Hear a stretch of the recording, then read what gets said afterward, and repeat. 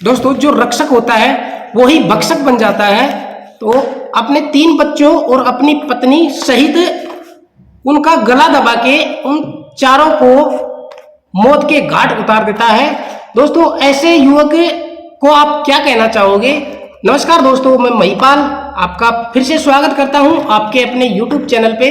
दोस्तों आज की जो सच्ची घटना मैं आपको बताने जा रहा हूं, ये घटना राजस्थान के थानागाजी क्षेत्र के थाना के अंतर्गत दोहार चौहान गांव की ये घटना है। यहाँ पे दोस्तों एक नर्सिंग कर्मी तेजपाल शर्मा नाम का एक लड़का रहता था अपनी पूरे फैमिली के साथ, पूरे परिवार के साथ।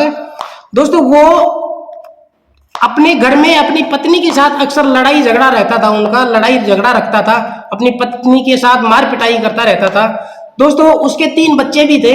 वो एक दिन 4 तारीख को अपने घर पे लौटता है, शराब पी के जब घर पे आता है तो अपनी पत्नी को बोलता है कि मेरे लिए चाय बनाओ। और दोस्तों जब उसकी पत्नी ने चाय बनाने से इनकार कर दिया कि आप हमारे लिए करते ही क्या हो, हम आपके लिए चाय नहीं बनाएंगे, तो दोस्तों गुस्साए तेजपाल ने उसके ऊपर एक चाटा मार दिया। चाटा मारने के बाद दोस्तों महिला का भी गुस्सा फूट पड़ा और उसने तकिया पका के उसके चेहरे के ऊपर मार दिया तकिया से। उसके बाद दोस्तों वो तेजपाल तुरंत अपने घर से बाहर निकल जाता है और ठेके के ऊपर जाके और ज्यादा दारू पी के वो रात को घर पे आता है। घर आने के बाद दोस्तों घर आते ही पहले खाना खाता है, फिर बाहर दोबारा घूमने चला जाता है। इसके अंतराल में दोस्तों जब वो तीनों बच्चे और उसकी पत्नी गहरी नींद में सो जाते हैं तो वो आता है कमरे के अंदर और आते ही सबसे पहले अपनी पत्नी का, जिस तकिए से वो पत्नी उसको फेंक के मारी थी, उसी तकिए से उसका गला और मुंह दबा के उसका सांस रोक दिया और उसको मौत के घाट उतार दिया।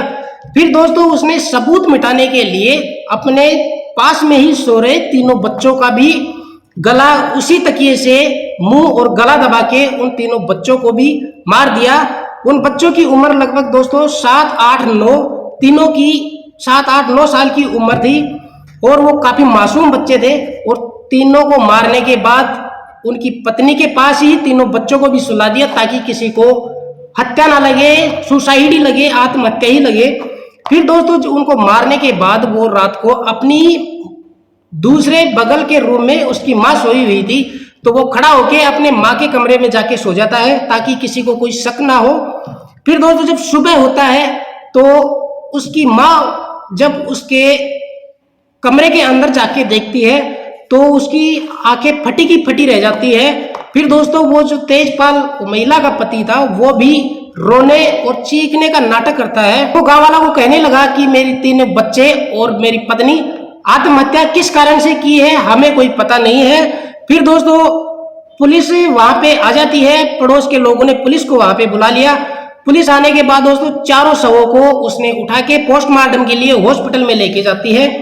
हॉस्पिटल ले जाने के बाद दोस्तों जब डॉक्टर ने देखा कि उसके शरीर के, महिला के शरीर के ऊपर नीले चोट के निशान है, तो दोस्तों पुलिस को समझने में देर ना लगी और वो हॉस्पिटल से आके सीधी ही तेजपाल को आते ही गिरफ्तार कर लिया जाता है।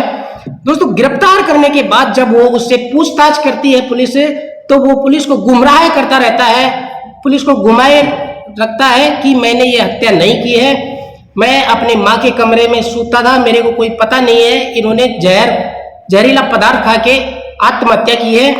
दोस्तों फिर पुलिस ने उस तेजपाल शर्मा से सख्ती से पूछताछ की तो वो टूट जाता है और वो सच्चाई बता देता है पुलिस को। बताता है कि मैं किसी दूसरी महिला से प्रेम करता हूं और उससे मैं शादी करना चाहता हूं, इसलिए मैं मेरे रास्ते में आने वाली अड़चन को मैं खत्म कर देना चाहता हूं। इसलिए दोस्तों वो बताता है कि मैंने इसलिए उनकी हत्या की है और दोस्तों अपने सबूत मिटाने के लिए मैं मेरे 3 बच्चों की भी हत्या कर दिया हूं।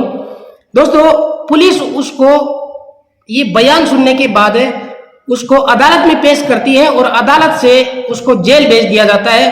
तो दोस्तों हमारे समाज के अंदर ऐसे भी दरिंदे लोग रहते हैं जो अपने बच्चों और अपनी पत्नी का ही कत्ल करके आराम से सुकून से सो जाते हैं। तो दोस्तों ये वीडियो किसी को दुखी या किसी को नाराज करने के लिए नहीं बनाई गई है। बल्कि समाज को सचेत करने के लिए ये वीडियो बनाई गई है। दोस्तों, जो भाई चैनल पे नए हैं वो चैनल को सब्सक्राइब कर लीजिए, क्योंकि ऐसी ही और जो घटना होती रहेगी हम आप तक पहुंचाते रहेंगे।